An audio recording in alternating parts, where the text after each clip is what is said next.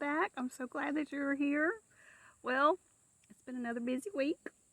That crazy cat Marsh has been up to no good, but we still love him because he's just so darn cute. But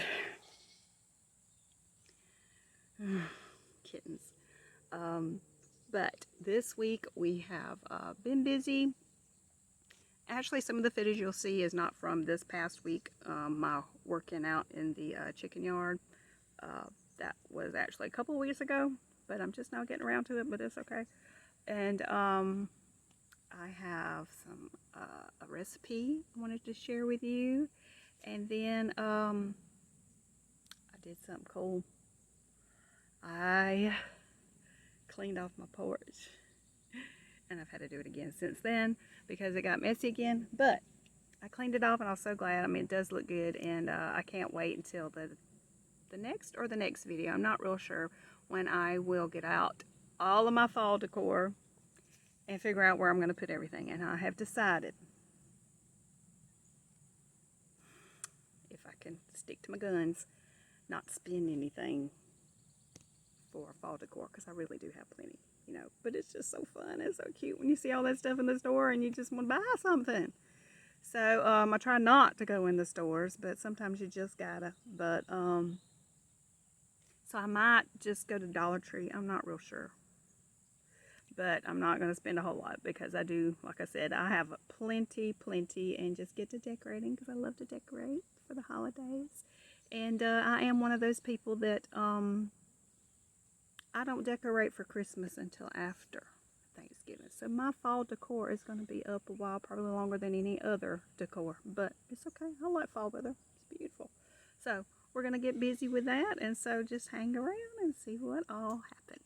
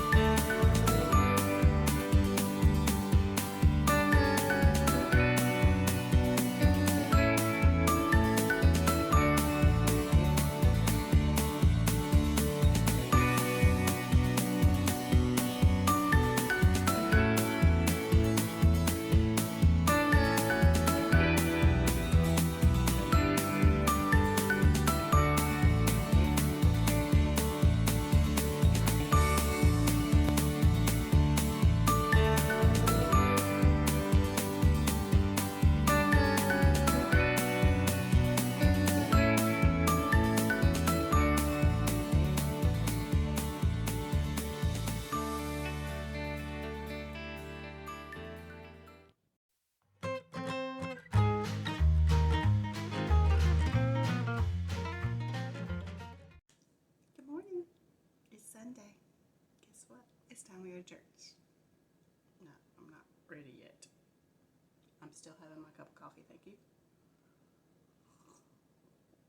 But we have this wonderful thing at my church that you can volunteer, not mandatory, to take turns and make breakfast for everybody in Sunday school. So it's my turn. So guess what I'm making? Fruit apple crisp. Isn't that wonderful? I know you're saying, isn't that a dessert? Well, yeah, but it's got fruit in it. It's gonna be okay, right? It's got fruit. I mean, some of you people like to buy cereal these sugary cereals for breakfast. When I buy cereal, it's like a snack or dessert. Okay, I'm not a cereal person. So, I'm going to justify myself. But I really have another reason why. Because what happened was, 4th of July, we had a church picnic, and I brought this as a dessert. And a couple of the ladies, well, a bunch of us were eyeballing that dessert table because there were so many good things. But a couple of ladies eyeballed what I had brought and was like, oh, this looks so good. And I said, I brought that. And then they said, okay, your next time making breakfast, you got to bring this. So I was like, oh, okay. Fruit, apple crisp, okay. And that was before they even tasted it, you know. But I guess, you know, I never really talked to them after we ate it, tried it. I'm assuming that they ate it and still liked it. So hopefully they'll still be glad that I brought it and remembered to bring some today. So we're going to get started with this. So let's go.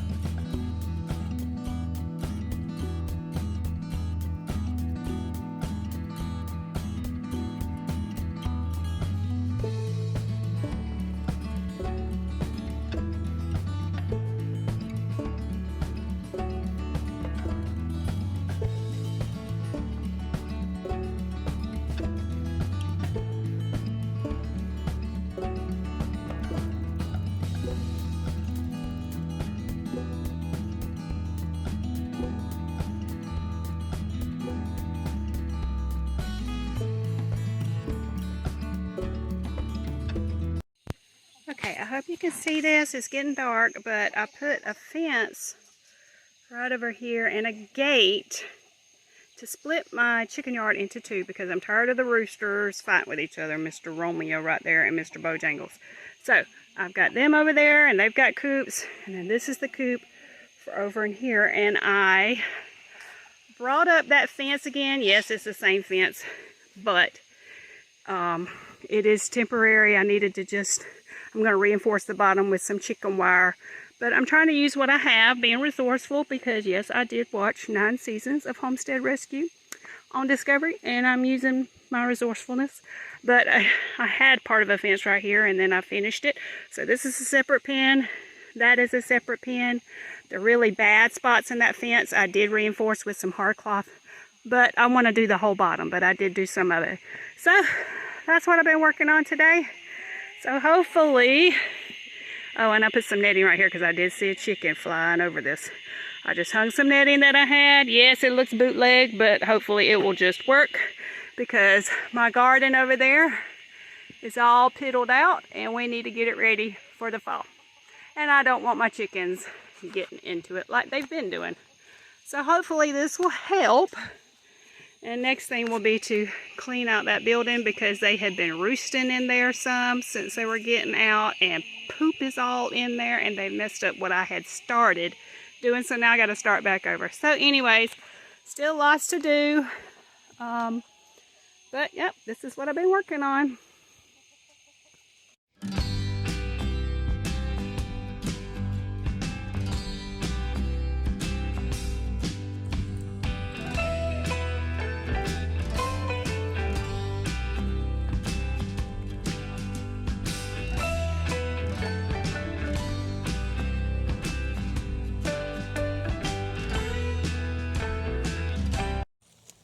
I think Marsh is done with his avalanche from up in that tree, but now there's a storm a brewing.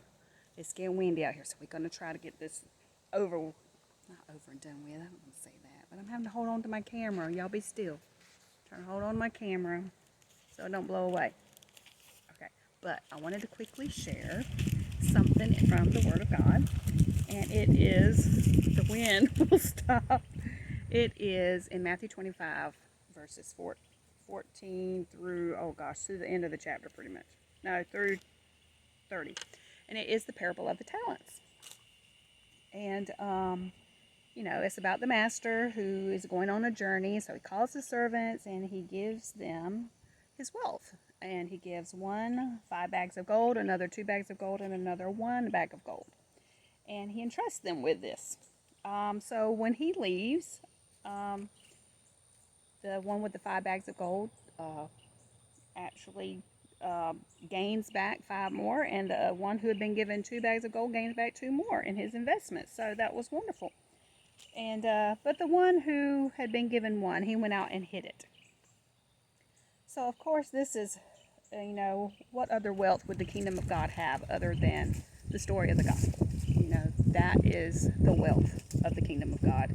Is Christ was the only begotten Son of God, and he came down to earth, and he lived a perfect life, and he died for our sins, for us. And not only that, but he rose from the grave. The grave could not hold him down. He overcame it with his blameless life, and he did that because of his love for us, and that he wanted to set us free from the power of sin and death. And that truth is the wealth of God that we have all been given. If we've heard the story of the gospel, then that is God showing us his wealth. And if we belong to him, we are his servants, and we do something with it. And I know as a mom, I have not always felt like I was doing a whole lot. You're at home, and if you have a bunch of littles running around, bless our hearts. We're doing good to just make sure that the kids are getting something good to eat, not, everything they can find on the floor in the trash can. We've got to, we're taking care of them. And, trying to make sure that they're using the toilet in the proper way and not as their own personal splash pad. So, those are wonderful gifts to God, to take care of children. That is a blessing. It is a blessing to have them. He's entrusted us with his children, which is a different type of gold. But teaching them about God and keeping our own hearts free from the ways of the world, and trying to live our life before other people in our jobs or whatever we do, out in public, that's part of our giving back to God. But that we do something with it is what I really wanted to emphasize. It doesn't matter about how much, really, but that you're trying and you are doing something with the gospel, with the truth of what the gospel is. We can't brag about how many bags of gold we've been given. It was all belonging to Christ in the first place. We have his heart now. We have his life inside of us. But as long as we're trying and we're doing something, in that parable, the 2 that did do something, the praise that they got from the master was both the same. Even though one was given more and one received more back, their praise was still the same. He said, "Well done, good and faithful servant. Here's more. Enter into my happiness and share my happiness with me." That is wonderful. But the one who did nothing with it was truly not a good servant. And in here, he says the reason why is that he believed that the master was a hard man, harvesting where he has not sown and gathering where he has not scattered seed. So he was afraid, and he went out and he hid it and then gave back what he had been given. And so there are so many people, they hear the word of the gospel, the word of God, the gospel story, and they just really act like it's not there. They hide it away, and they're like, "Oh, okay," and they act like it's not there, and they don't do anything with the truth, that gift that they have heard. They don't really receive it and do anything with it. They throw it away. They hide it. And so our pastor said something Sunday that was really neat and makes me think of this servant that did nothing. And that is, at Easter time, there's a lot of surveys that'll go out and say, who believes that Jesus is the Son of God, that he died and rose again? And so many people say yes. but not the amount of people who are truly living it. It's one thing to believe up here and another thing to believe in here. And so I just want to encourage you that no matter what you're doing for God, that He appreciates it very much, even if it's just taking care of your own kids at home and trying to do right by them by God, because it is a gift from Him. But that if you have heard the gospel and you truly just don't treat it with the respect that it deserves, the truth that it deserves, that Jesus lived. And there's other historical documents other than the Bible that prove that He lived and He died and His tomb is empty. What are we doing with that truth?